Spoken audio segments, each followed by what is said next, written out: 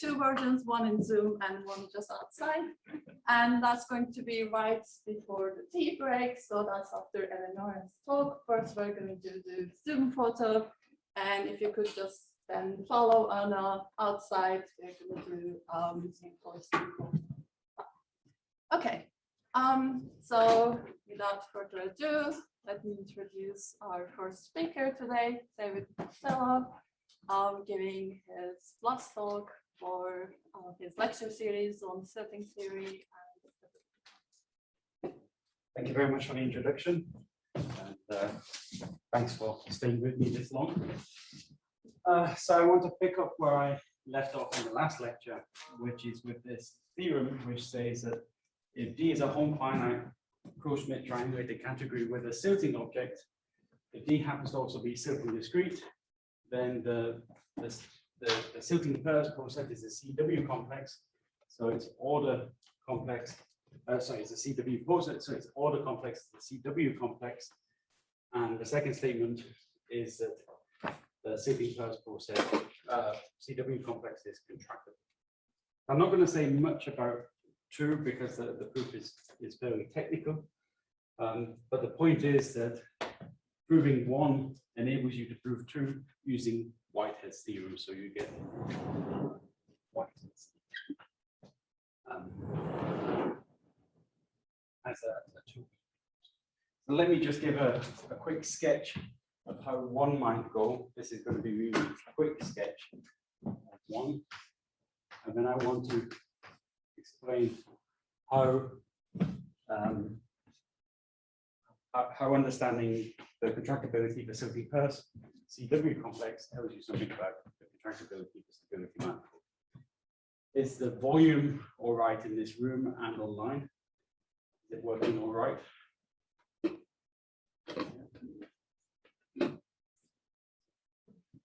Okay, so I've reproduced a list of criteria we have to check here. So one is trivial because we formally adjoined the bottom element and we've insisted we have a Silting object. So a Silting object with itself or with zero gives me one other element. So that I get for free. The length 2 interval having cardinality before is something to check, and this comes from a nice observation relating the poset, the Silting first poset structure with Baumgart's completion.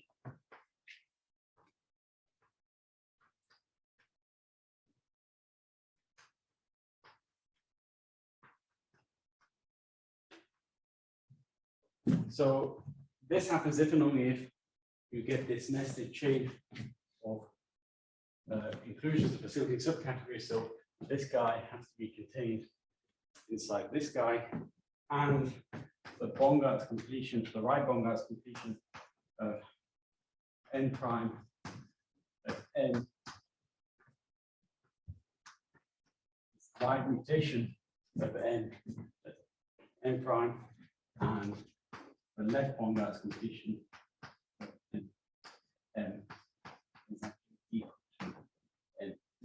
So the point is Baumgart's completion sees all the Silting objects which are in this partial order here. And this fact here is what enables us to define the length of an interval, or to characterize the length of an interval. So if I have a subcategory which is pre-Silting, we're going to define the rank of this to be the number of non-isomorphic summands, indecomposable summands of an analytic generator.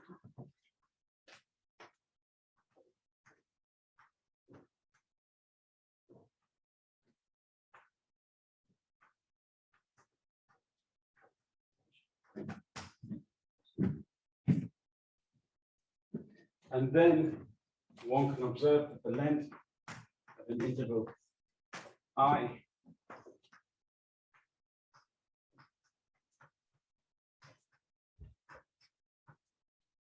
I'm taking interval I between n prime and n prime, and its length is equal to the rank of the bigger subcategory minus the rank small one. So rank of n prime minus the rank of n prime. And with this inclusion here, right, this means you have a length 2 interval. So I the length 2 interval means that n prime differs from n prime by 2 indecomposable objects.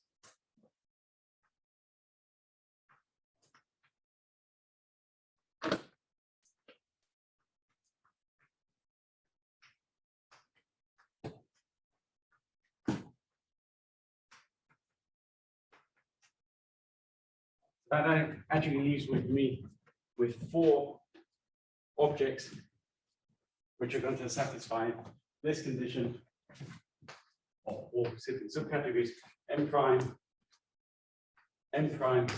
union. I should probably have right at the n prime union one of those objects, n prime union the other of those objects, and then n prime itself. So this gives me 4 objects, and then the condition on the Baumgart's completion tells me the 4 objects I'm looking for are precisely the Baumgart's completions of each one of these 4 objects with respect to n.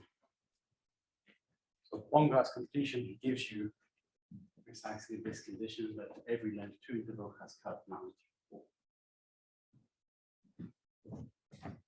The finiteness hypothesis criterion I have to check. Well, this is precisely Silting discreteness. Right? Each one of these intervals has to be finite because the whole set of Silting objects is finite between an object and a shift.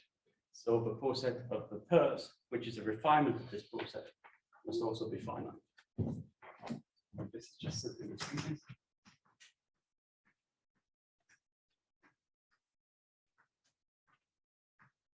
And then the final property, which he's covering, is again, so you characterize covering by, so what does this mean? So U covers X if U is bigger than X and there's nothing strictly between X and U in the poset. And if you have U and V covering X, then there must be a Z covering U and V. And this argument goes by, again, Baumgart's completion.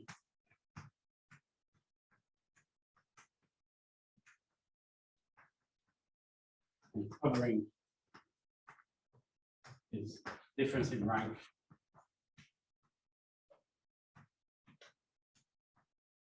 of 1 and 2.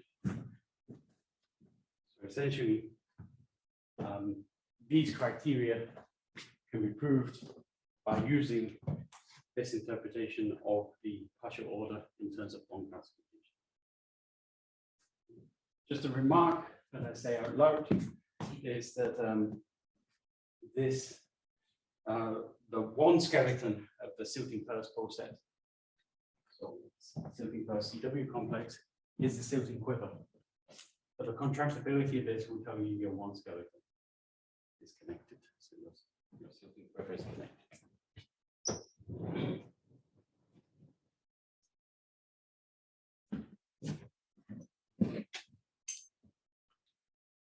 Right, so now how to go back to stability conditions.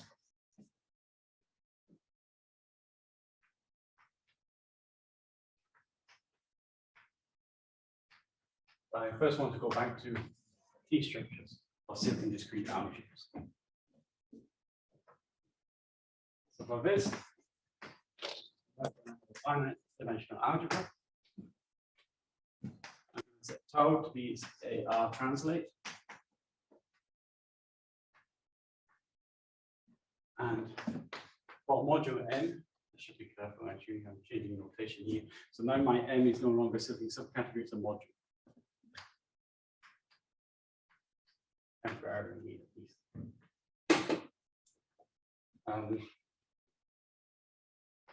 This is the number of non-isomorphic inequalities.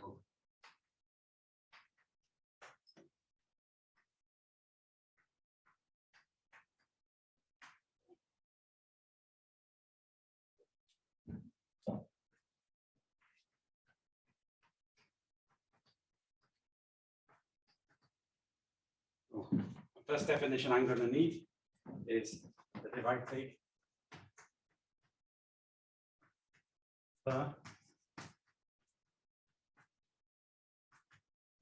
MP, where M is a lambda module and P is a projective lambda module, this is tau rigid.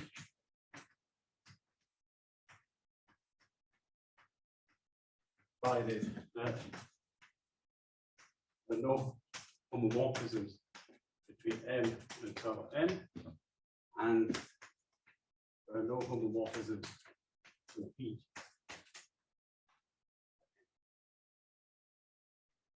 Support such MP is support of two things.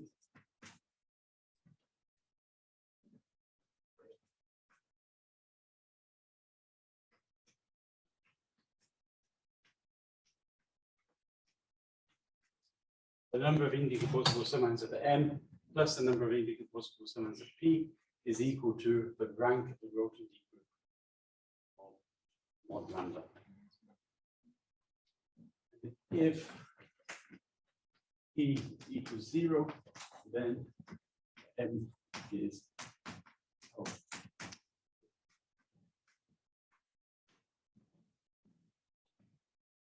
And lambda is tau tilting finite.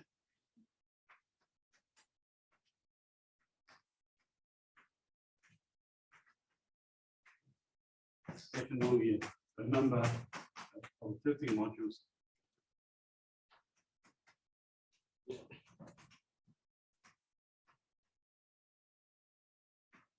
of the isomorphism.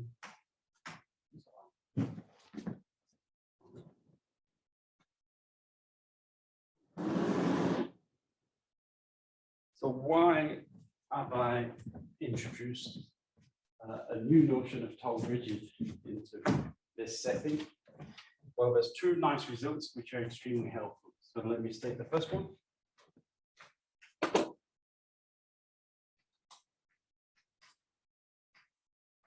This is due to Demonet, Iyama,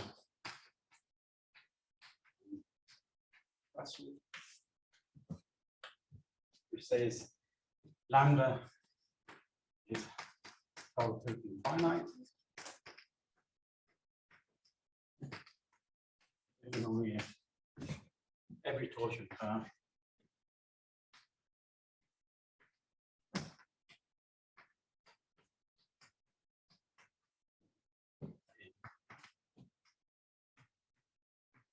of lambda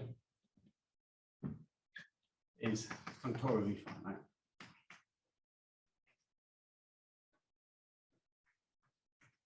This means that both the torsion and the torsion free class is functorially finite. So a torsion class is always contravariantly finite, torsion free class is always covariantly finite, but the other conditions don't always hold.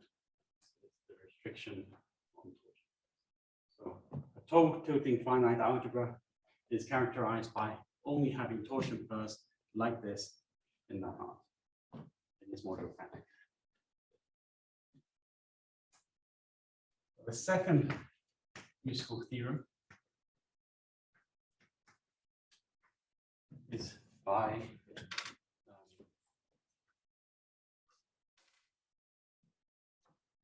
Iyama, Jurgensen, yang,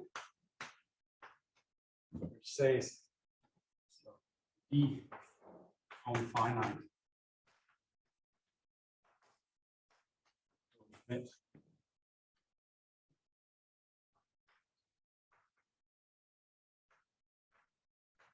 I'll switch back to my usual notation for Silting subcategory.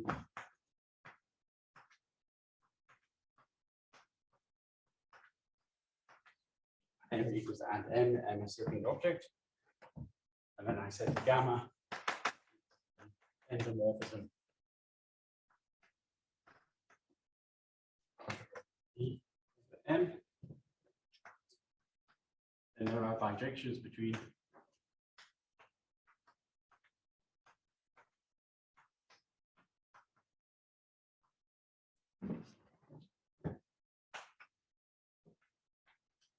Silting subcategories.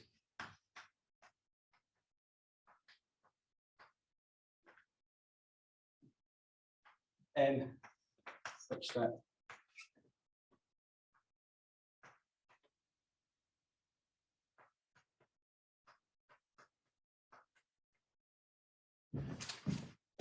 M sits between N sits between M and the negative shift of N in the Silting set. Basic support of Silting as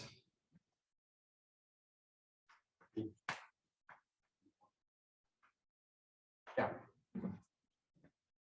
And then when you combine this with Demonet Hassel, you see that there's a bijection between Silting subcategories. So there's a actually this is not combined with this, so but it is true. So what I want to say is if this number is finite, then so this number is finite if and only if this number is finite. So you can miraculously, so somehow miraculously, you can detect the sort of a toe tilting. So this I think is quite amazing. You can detect a property of a toe tilting theory of a silted algebra from a different derived category, from a silting theory of a different derived category. So this tells you that the silting theory of D, which need not be the derived category of gamma, is telling you something about the toe tilting theory of gamma. So this is sort of a local to global principle. And this is really an important consequence. And I try to find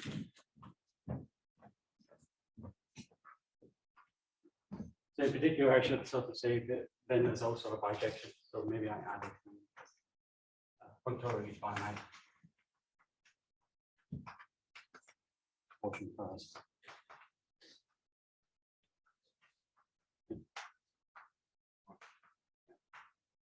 So what it's saying is that you can detect something about the module category of gamma from a derived category, which is not the derived category of gamma.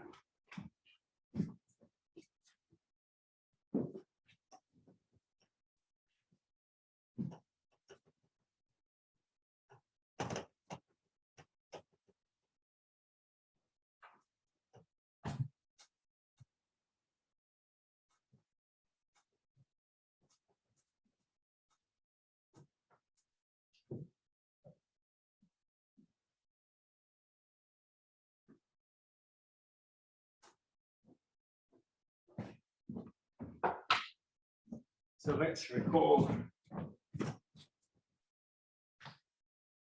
something from the first lecture. So now I'm going to take xm, ym, and algebraic t-structure. And we have a bijection between t-structures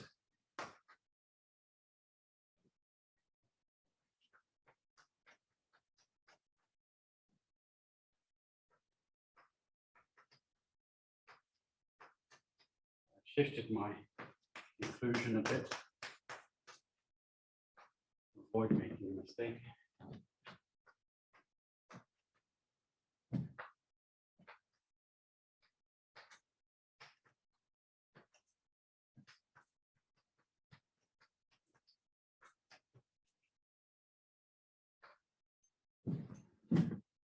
Remember, this is equivalent to mod gamma, where gamma is the endomorphism algebra of N. So we have this bijection between intermediate T structures and torsion pairs in the heart. Sitting inside here, we have probably finite torsion pairs.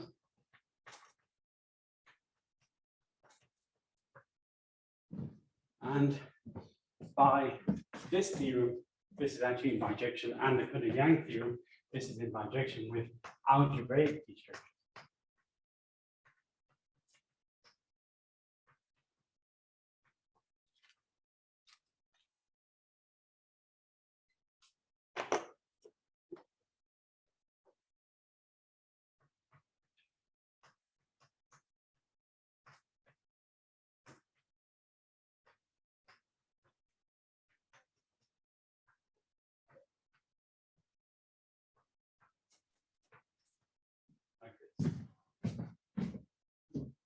But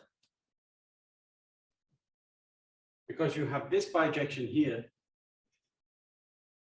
and you have this equivalence here, and this bijection takes place entirely in the module category, that tells you under the Silting discrete hypothesis,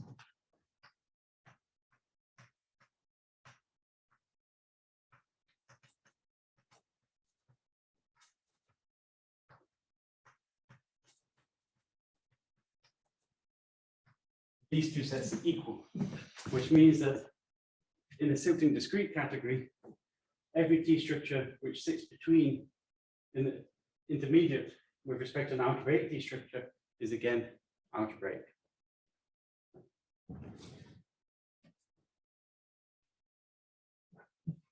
Then one with a bit of argument can use this.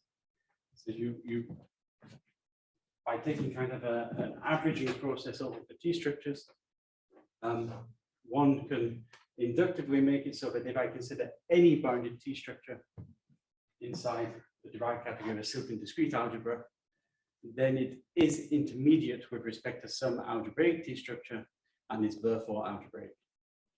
So a corollary of this observation essentially boils down to, well, actually, it's not really a corollary, there's a little bit of working for, but the point is that this forms the basis of an induction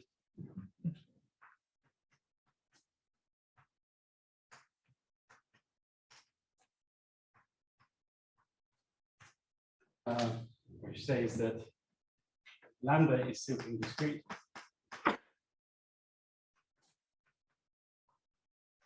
Then all bounded T structures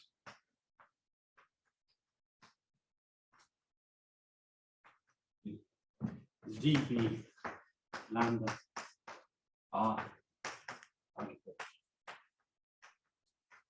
So this means for Silting discrete algebras,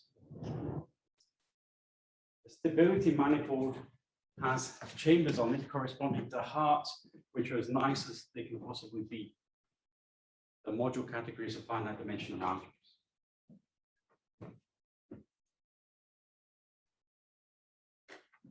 So this means that we can really use, so what this really says is that our mutation theory of Silting subcategories captures everything, all the tilting theory of the T structures. So this is the point of this theory. Okay, so let me explain how one can relate this to the stability manifold.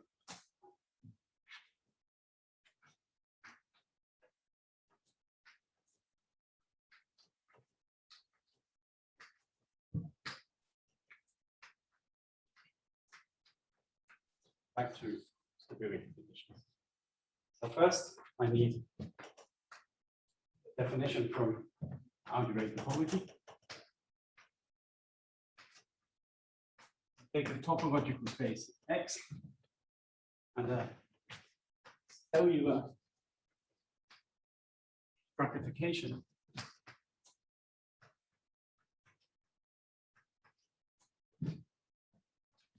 of X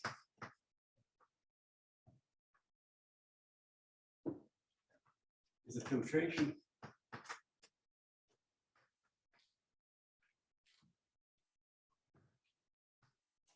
empty set x minus 1 containing x0, containing x1, containing x2, containing xk, and so on, such that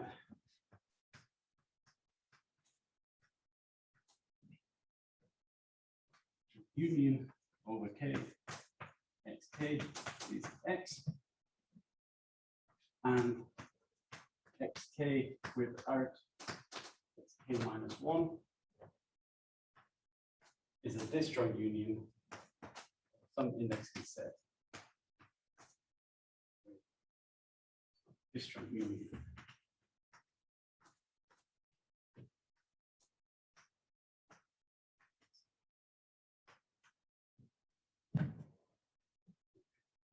So what does this mean? So what's the idea behind cellular stratification?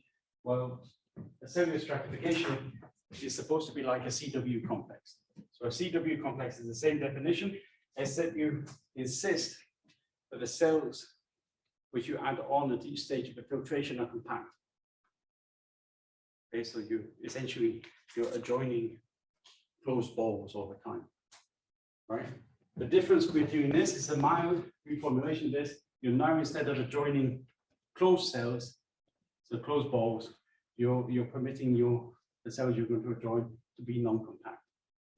So there could be some non-compact, for example, a disk which has a boundary here and an open part here or something like this. So essentially this is something which is supposed to look like a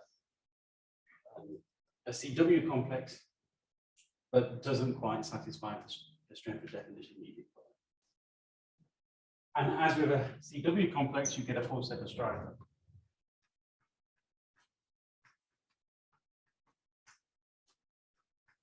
Full set of cells, which is usually written as Px. And you have cell EI is less than or equal to EJ, provided EI is contained in the closure. But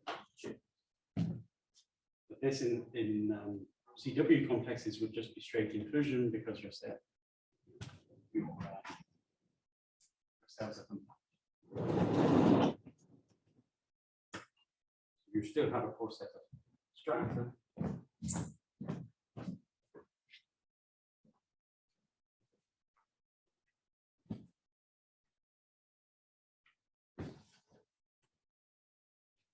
And then there's a nice theorem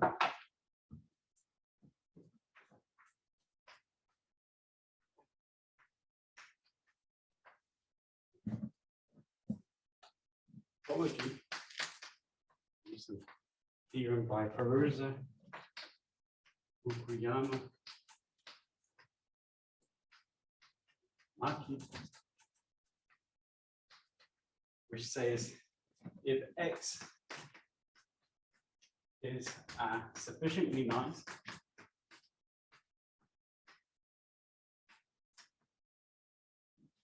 I'm going to write the adjectives but not explain them. It's regular, totally normal.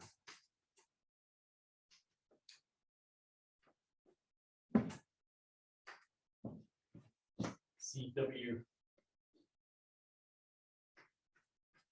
cellular stratified space. So this means that X is a bit stronger than this, so it's a bit closer to being a regular CW complex than this definition gives.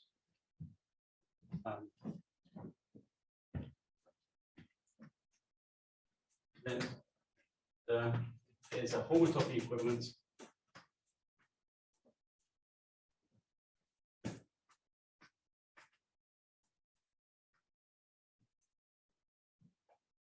between X and the classifying space of this full set of strata. Okay, so this is something which is true for CW complexes, and what these people prove is that you can actually relax the definition of CW complex somewhat and still have the homotopy equivalence X and its full set of strata. So this is a classic theorem for CW complexes. This is a useful generalization.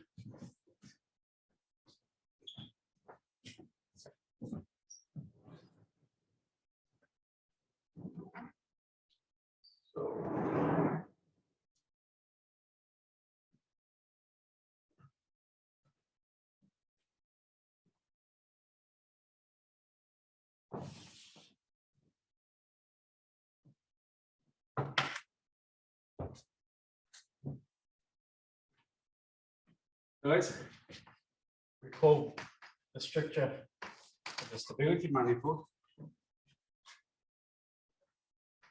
and relate this to this nice theorem. So remember,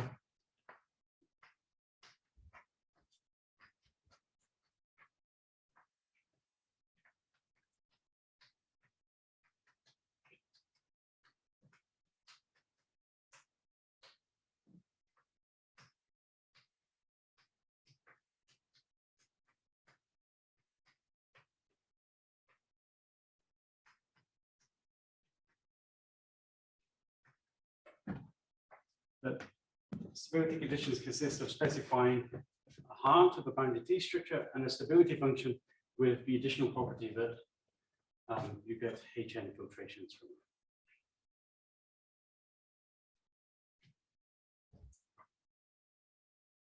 And that if H is algebraic, any stability function satisfies the HN property.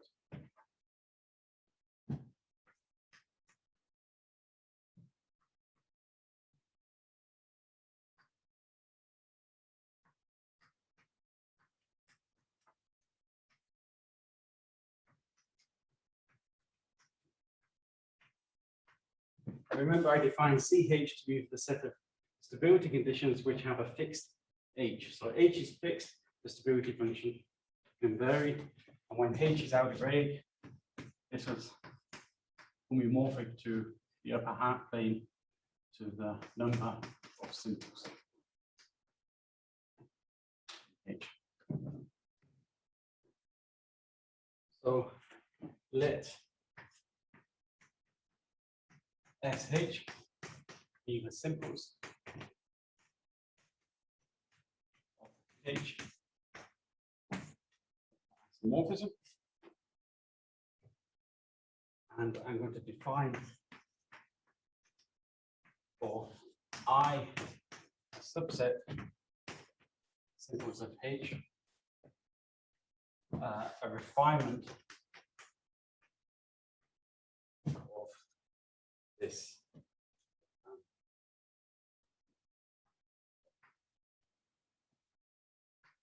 chamber structure.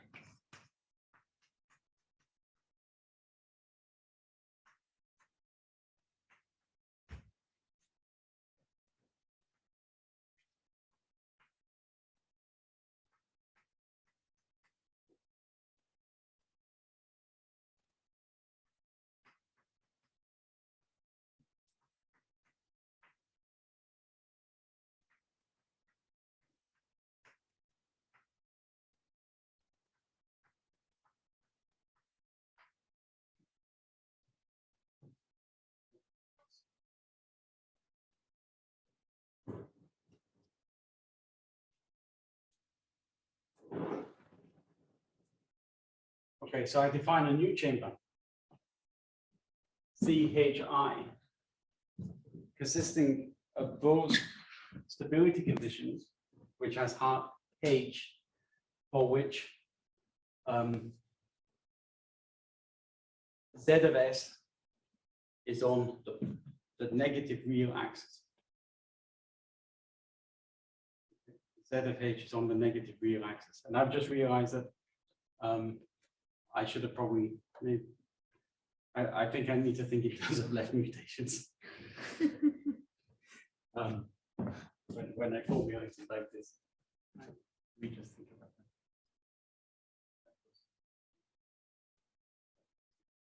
Yeah, I should be thinking in terms of left mutations, but it's all right.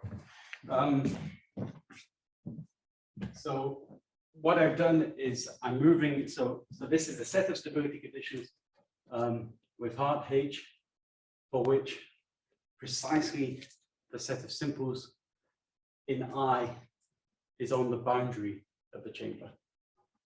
Okay. So that's the idea of it. And then the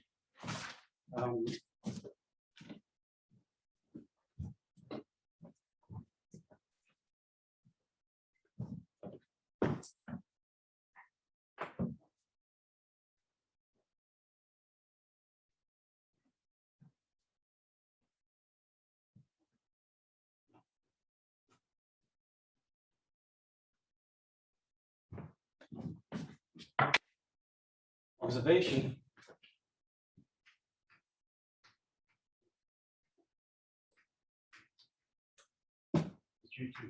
due to shoe from the book is that let's say any component of a stability manifold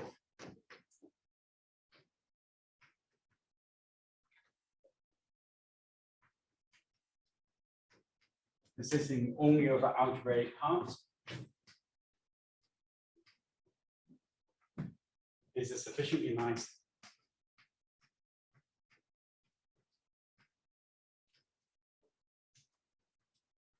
cellular stratified space. So in particular, with this stratification, in particular, if lambda is Silting discrete,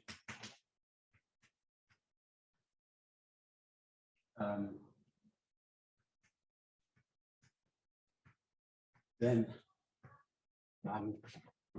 stab EV lambda itself is such a space.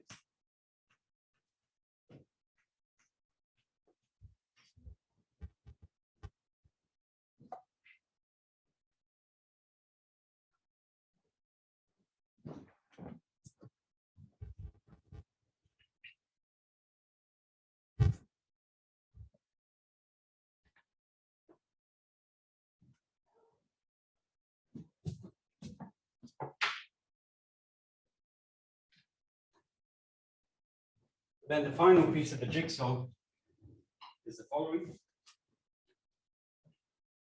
So, which we talked about before. If I have a Silting pattern, then as it is carefully generated by M, say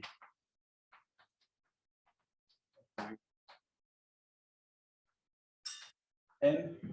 So there's a correspondence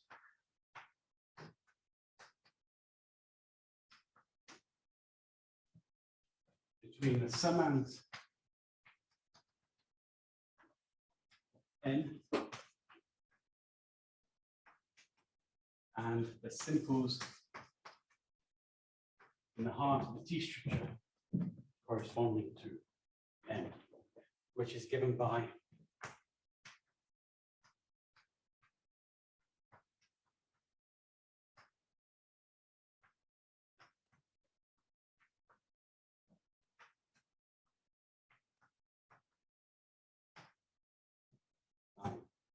the homomorphisms from Mi to Sj, where Sj is the simple corresponding to Mj is equal to delta Ij times the field K.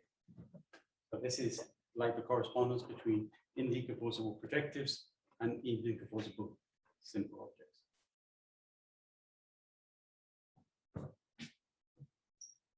And for Silting curves,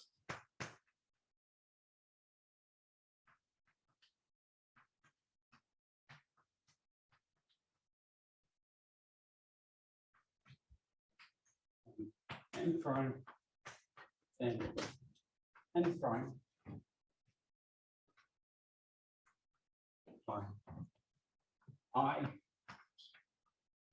a set of simples which correspond to summands which are in M but not n prime, J, subset of simples in Hn corresponding in a similar way. Summands of n not in n prime, then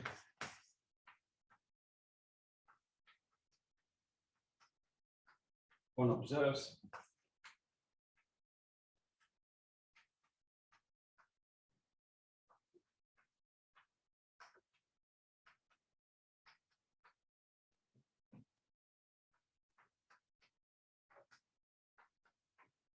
that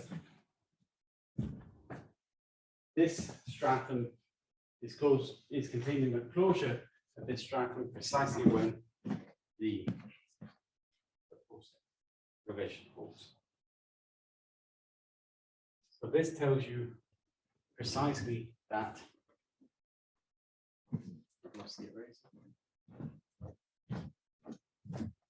four sets of strata with this cellular stratification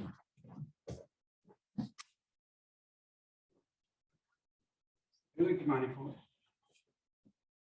is precisely the simply first process.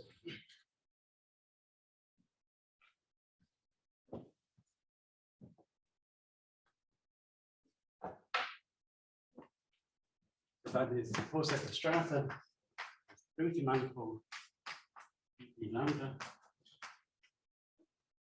How many brackets have I got?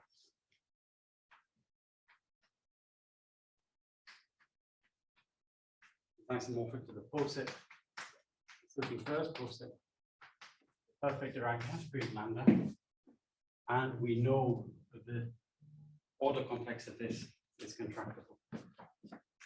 Final theorem.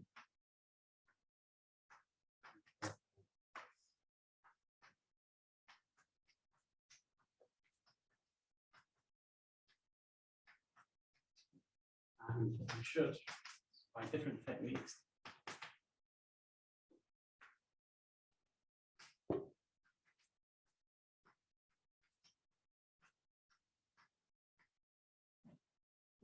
lambda Silting discrete.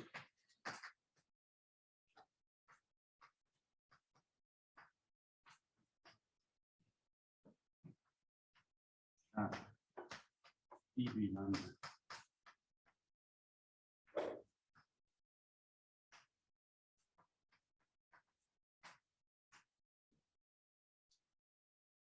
So let me just wrap up with this statement. So what I think this is really quite nice actually, because we started off with something, at least from a representation theory's point of view, for me, the stability conditions are fairly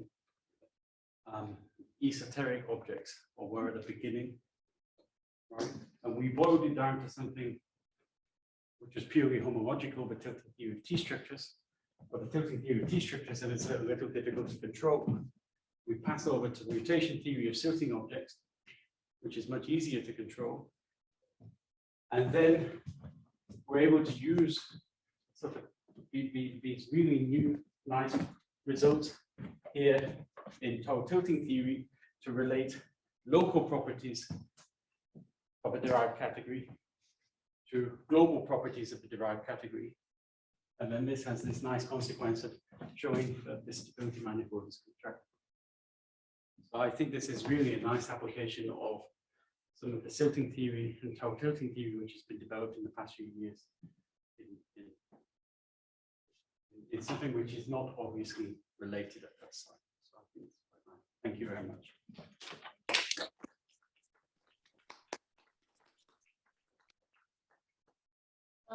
Are there any questions or comments for David? You may just speak up because we're using the civic microphones today, or virtual participants could also unmute themselves or just write their questions in the chat.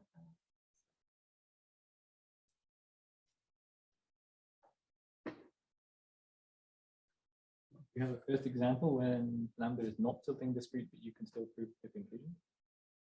Say that again, Laura, please. Do you have a kind of minimal example where lambda is not tilting discrete, but you can still prove the contractibility somehow ad hocly? Yeah, I think the minimal example for this is P1. So this is contractible. Part of, I mean, I still think P1 is amenable to Silting theoretic techniques because there's not very much missing from the algebraic part to get the whole of P1. So, I mean, I would be, at least in algebraic examples where you don't have Silting discrete, I'd be fairly optimistic that you can fill in the gaps that are left by the Silting theory by hand somehow to still get some results with this. But I mean, in general, I think the general question of contractibility of the stability manifold, I think is, I mean, there are accumulating examples now, but I don't think there's a systematic approach yet. So there's no, the conjecture is still wide open.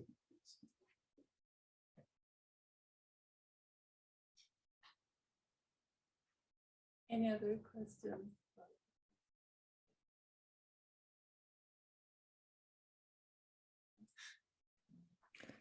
I have a question. Sorry, can you hear me? Yes. Okay.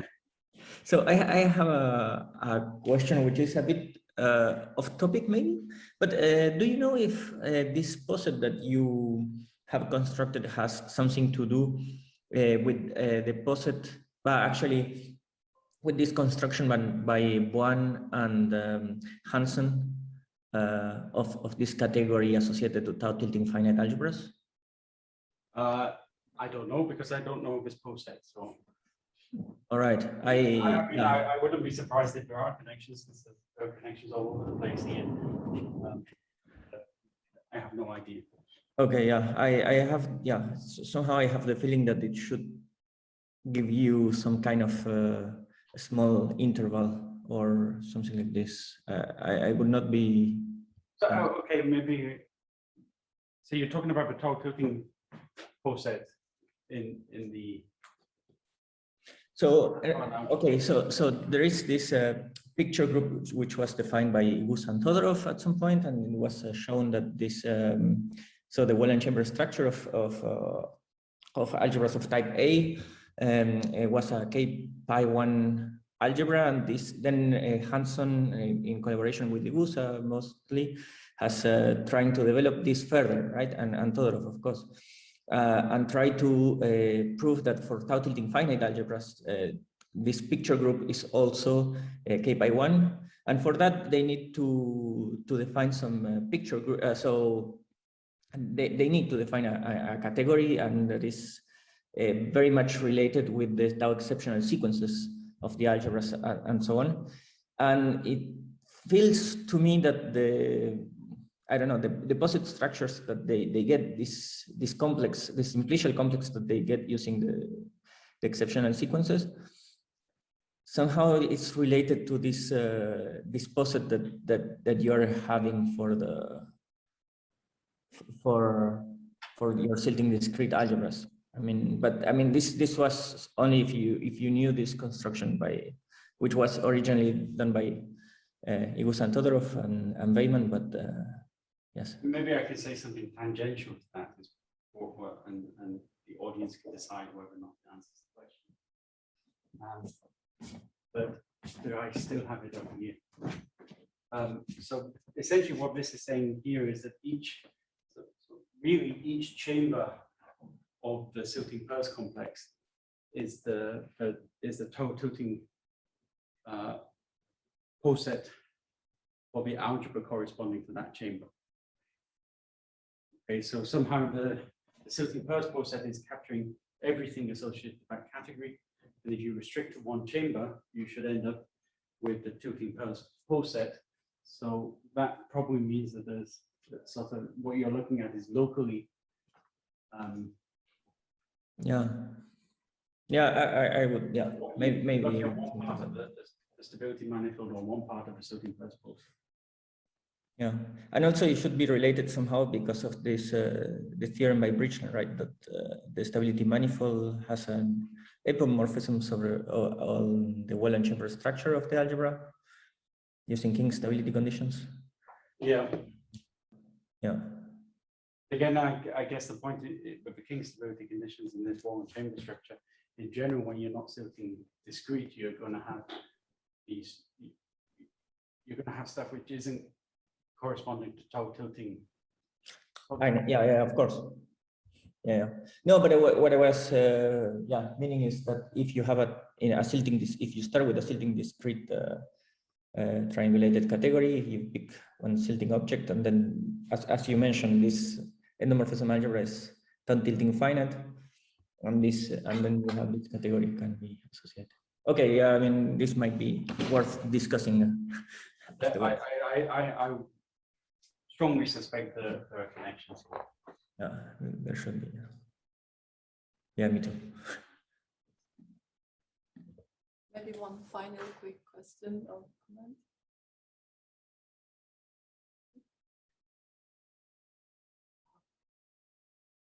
Okay, if not, let's save it again for this year.